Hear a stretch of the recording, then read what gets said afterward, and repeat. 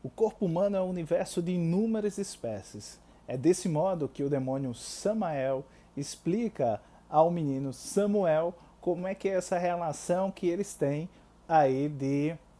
de possessão um com o outro. Eu sou o Ivandro Menezes e estou aqui para falar com vocês sobre Estados Alucinatórios, livros de conto do mineiro Eduardo Sabino.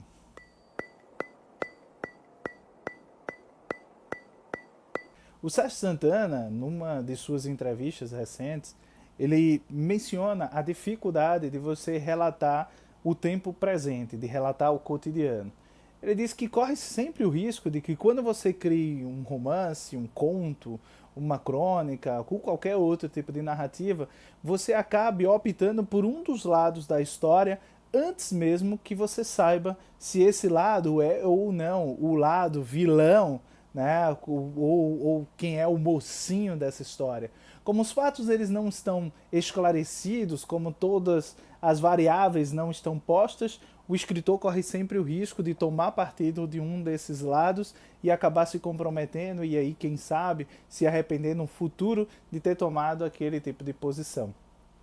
É preciso, sem dúvida nenhuma, sagacidade, criatividade para que você possa falar deste tempo sem que, de uma certa maneira, você crie uma obra datada ou que fique marcada por esse momento. É nesse sentido que o brilhantismo, que o talento de Eduardo Sabino se destaca. Ele consegue trazer o noticiário para as lentes do realismo mágico. Não, você não me ouviu mal. Esse livro tem 11 contos dentro dessa tradição literária bastante conhecida dentro da América Latina, que nos trouxe aí nomes como Helena Garro, Gabriel Garcia Marques, Julio Cortázar, Mariana Enriquez, Samantha Schweblin e tantos outros,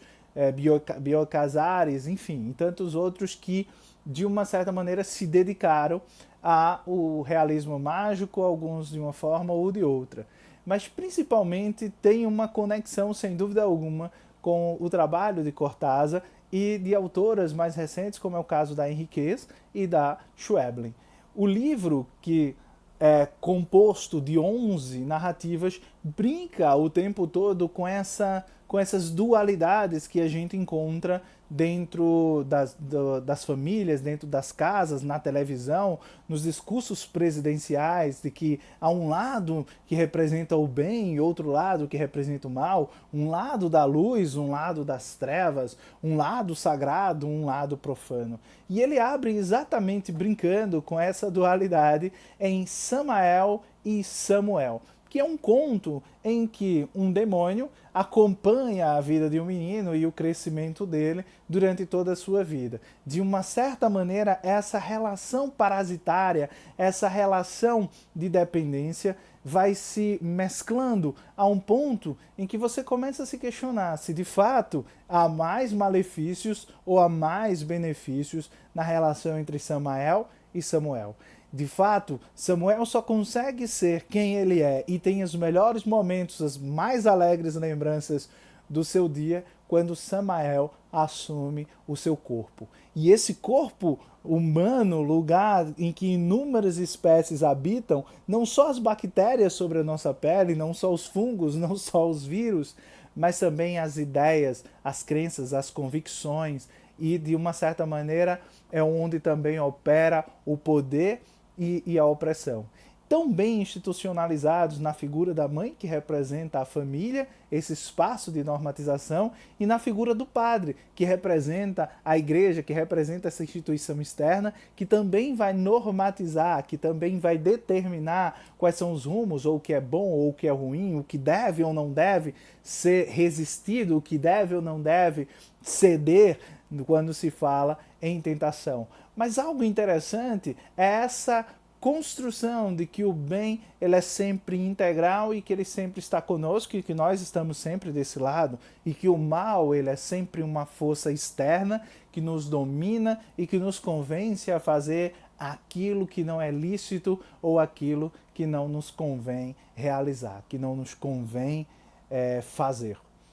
E é nesse jogo e nesse dilema que Samuel se vê diante da possibilidade de que, por meio de um exorcismo, Samael venha a ser expulso. Mas cabe ao leitor a pergunta, talvez não respondida e propositadamente, sabiamente não respondida, de que ponto, quando Samuel for expulso, levará consigo alguma parte também quando Samael for expulso, levará também consigo parte do Samuel. O conto que vem na sequência, e depois eu vou falar da relação entre os 3 primeiros contos, é Alimentando Júnior, que vai figurar para mim, sem exagero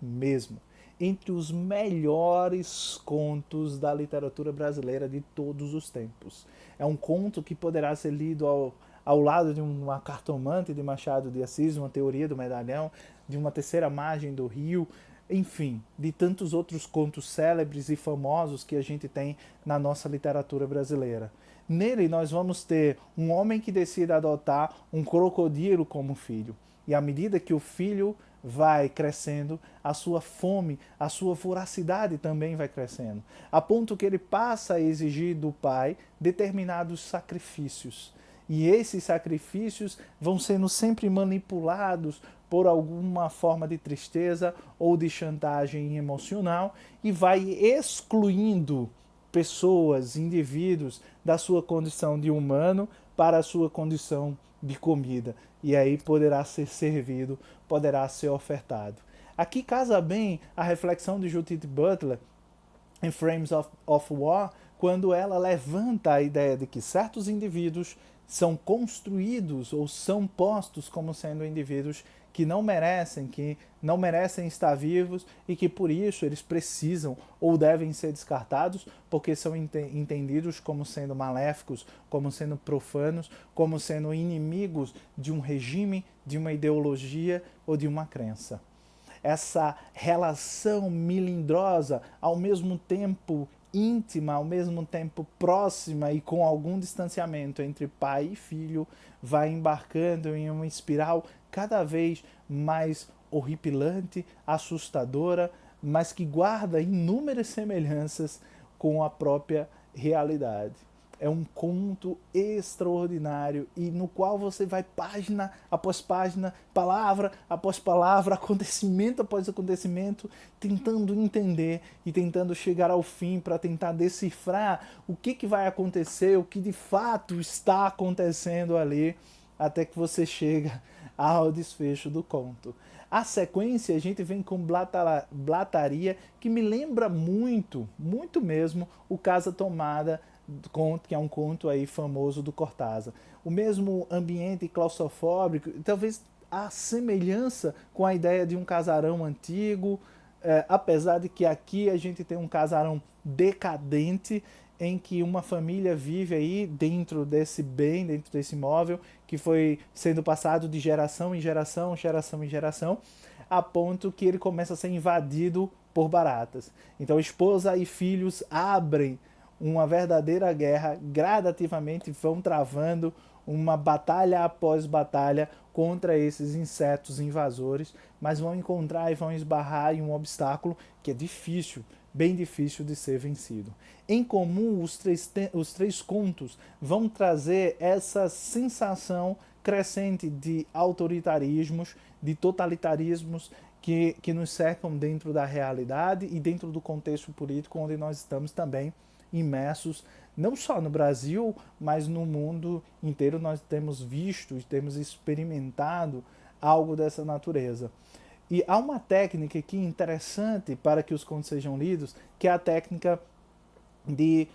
paralelismo progressivo, que é bastante usada, por exemplo, por alguns teólogos, por alguns intérpretes bíblicos para ler o Apocalipse. Qual é a ideia? De quando o Apocalipse ele era um rolo, então você ia abrindo e a cada trecho ele contava a mesma história, só que de formas diferentes e acrescentando novos elementos. É exatamente o que a gente vai vendo. Então a gente vai tendo uma construção de um panorama, uma construção de como as relações pessoais, notadamente as relações de paternidade, como essas relações externas, essas normatizações externas, como as que vêm da igreja, as que vêm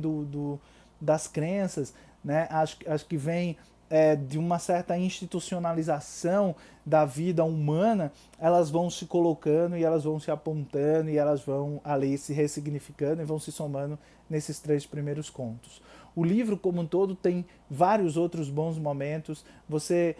tem momentos de um humor mais ácido, como em Pérolas aos Demos. Você vai ter uma crítica mais ferrenha à ideia da desumanização, da massificação por meio da crença e da institucionalização, como é o caso do excelente ofertório, e de uma certa maneira o onírico se tornando real em Alice e as Barragens. Deixa eu ver só se eu não errei o título do conto, mas é isso mesmo. Alice e as Barragens, que é o último conto aí que vai, em que essa personagem vai pensando, a mecanização de um sonho chinês, a mecanização do homem, do trabalho humano, do trabalho do homem com esse menino que sonha que é um operário numa fábrica na China, ou será que ele é um operário numa fábrica da China que sonha que é um jovem aqui de classe média aqui no Brasil. Então esses mundos que vão colidindo, esses sentimentos que vão aflorando, essa claustrofobia que vai nos cercando, que vai nos diminuindo, que vai nos empurrando para lugares cada vez mais distantes, cada vez mais reduzidos, cada vez mais desgastantes, cada vez mais angustiantes, e que vão nos fazendo mergulhar nesse pesadelo que soa, que parece realidade e que muitas vezes a gente não consegue distinguir a linha tênue e a fronteira que existe entre elas. Eu só tenho um pedido a cada um de vocês que lerem esse livro, é que de uma forma ou de outra, se sentirem como eu sinto, que não sabe se está na realidade ou imerso dentro de um pesadelo, se você souber a resposta, se você tiver a chave, por favor, me acorde.